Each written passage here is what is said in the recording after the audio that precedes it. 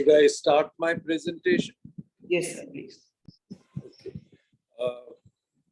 Thank you for having me over. The concept in Mumbai, let me first talk about Mumbai and how the same concept extends everywhere. The redevelopment is a concept wherein a building becomes old and it needs to be redeveloped. So the government in various points in time have given incentives for such redevelopment, and in different types of redevelopment, different FSI incentives have been given. For instance, to name a few, for slums, it is 4 FSI. For old and dilapidated buildings, it is unlimited FSI. In some cases, they have even given 24 FSI. In MADA colonies, the FSI has gone up to 8. In private cooperative housing societies, the FSI has gone up to 4 in some cases. In cluster development, it has gone up to 6. If you provide parking within your society, it will go furthermore. And if you are on government lands, leased lands of government, then the FSI is between 3.5 and 4. If you are in MADA colonies, I already mentioned that it could be in 8. So different types of redevelopment can give different kind of FSI. The original FSI in all these were in the island city, it was 1.33, and in the suburbs of Mumbai, it was 1. Now, the peripheral areas in and around Mumbai, like the MMR region, which is Thane, Kalyan Dombivli, Vasai Virar, Mira Road, Navi Mumbai, Panvel, Turan, Alibag, all these areas had 1 FSI, and now that FSI has been increased to 2.5 plus. You can buy FSI, so it can also go up to 4. So when your existing FSI is X and the government incentive takes it to 4X, then the residents are incentivized into redevelopment, wherein they get larger area and they get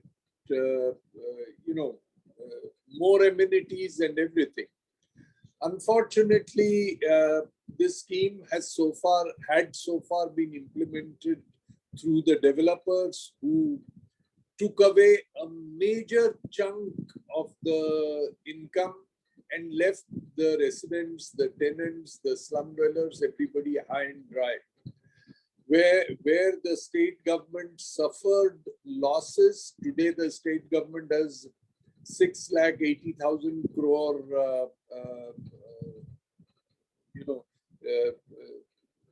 loans which it needs to pay. The builders have consolidated by a very, very rough estimate made 10 lakh crores.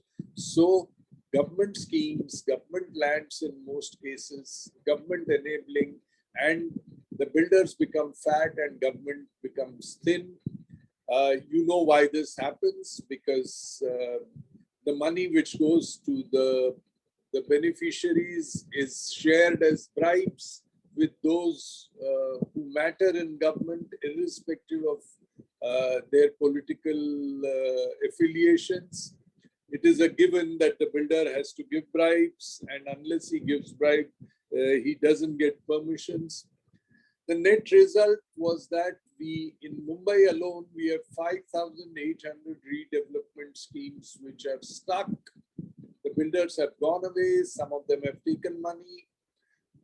In the country, 4 lakh people connected with the real estate industries, most of them being builders, have in the past 6 or 7 years quit Indian citizenship and taken citizenship from different countries. Small little countries. You being tax consultant and CAs, you must have made a lot of money out of advising these people into leaving the country and going abroad. So small little countries for as little as $100,000 give you citizenship with your family. So you take all your ill-gotten wealth from the real estate projects that you are taking and migrate so that the government can't catch hold of you. So it is not isolated Choksi or Modi or Nirav Modi or whoever who have run away, or Vijay Mallya who has run away. There are more than 4 lakh people connected with the building industry. All the doyens of the building industry have foreign citizenship. Name the builder and check his citizenship. He's got a citizenship. So these redevelopment schemes were used as a conduit for taking money out of the country, and the country lost not just in revenue, not just in taxes, but they took away everything, and they did it in bulk. Ireland, one country itself, in 1 month cleared the applications of 1,000 builders, and lock, stock, and barrel, they all went and settled in Ireland. So like this, and small little countries in the Caribbean, small little islands have taken Indians as citizenship. It's given them citizenship, and the country has lost lakhs and lakhs of crores on that. Now, the net result on Mumbai that has happened is that these 5,800 projects are stuck. The builder entered into agreement with the people, and people, gave him the necessary authority. So, power of attorney, he borrowed money from the market based on that power of attorney, promised flats and took money despite RERA prohibiting that, siphoned all the money into different other projects or took it abroad, and the project is stuck. So 5,800 projects are stuck, and the buildings have been demolished, or the slums have been demolished, and people are on the streets because the promised rent which the builder promised never came. And 1,25,980 families, that means about 7 lakh people in this city, are on the street due to redevelopment schemes. So how do we, the government says it's an agreement between a private entity, that is builder, and a private cooperative housing society or a private individual, and you cannot do.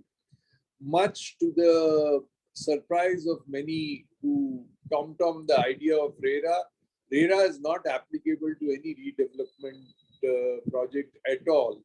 So in the whole Mumbai, which has 1 crore 20 lakh people, only 20,000 people buy flats every year, and they are covered by RERA. So rest of the 1 crore 19 lakh odd people have nothing to do with RERA. They are neither protected by RERA, nor are they protected by any other law. And they are virtually on the streets.